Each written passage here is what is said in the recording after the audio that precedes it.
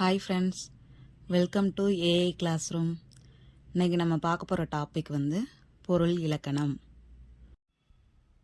பொருள் இலக்கணத்தில் 2 வகை இருக்குது. என்னென்ன? 1 அகப்பொருள், 2 புறப்பொருள். அகப்பொருள்னால் என்ன? அன்புடைய தலைவன் தலைவி இடையிலான உறவு நிலைகளை கூறுவது அகத்திணை. பொருள்னா ஃபஸ்ட்டு என்னென்னு தெரிஞ்சுக்கலாம். பொருள் என்பது ஒழுக்கமுறை. அகத்திணைகள் மொத்தம் எத்தனை? 7. என்னென்ன? குறிஞ்சி, முல்லை, மருதம், நெய்தல், பாலை, கைக்கிணை, பெருந்திணை. அன்பின் 5 திணைகள் எதெல்லாம்? முதல் 5 ஐந்திணைகள். அகத்திணை பாடல்களில் எதெல்லாம் இடம்பெற்றிருக்கும்? முதற்பொருள், உரிப்பொருள், கருப்பொருள். இந்த 3ஐயும் பற்றி தெரிஞ்சுக்கலாம். முதற்பொருள்னா என்ன? முதற்பொருள் திணையும் பொழுதும். உரிப்பொருள் தலைவன் தலைவிக்குரிய அன்பு சார்ந்த ஒழுக்கமுறைகள். கருப்பொருள் ஒரு நிலத்தின் தெய்வம், மக்கள், விலங்கு, பூக்கள் பற்றி பேசுறது. பொழுது 2 வகைப்படும். பெரும்பொழுது, சிறுபொழுது. திணையும் பெரும்பொழுதும் தனித்தனியாக பார்க்கலாம். குறிஞ்சி திணை குளிர்காலம், முன்பனிக்காலம். முல்லை திணை கார்காலம். மருதத்திணை 6 பெரும்பொழுதுகள். நெய்தல் திணை 6 பெரும்பொழுதுகள். பாலைத்திணை இளவேனில், முதுவேனில், பின்பனி. பெரும்பொழுதுகள் 6.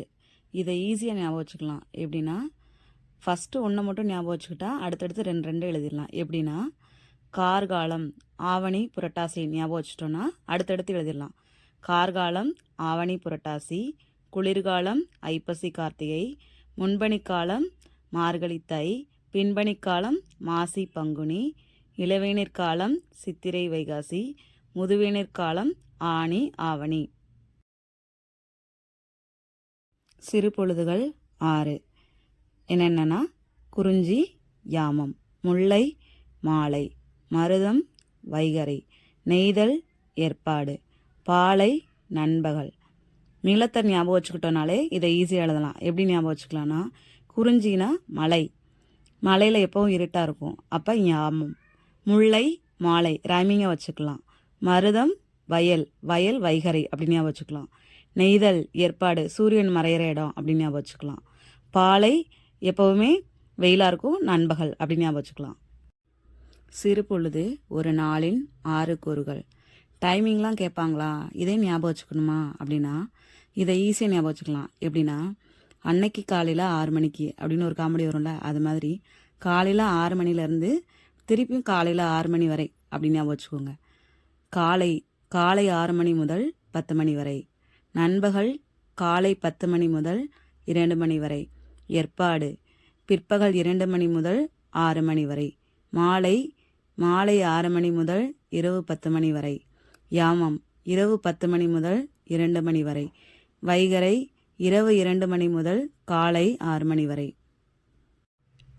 ஏற்பாடு டிஎன்பிஎஸ்சி டிஆர்பிலலாம் அடிக்கடி கேட்டுகிட்டே இருப்பாங்க இந்த கொஷினை. ஏற்பாடு எல் கூட்டல் பாடு.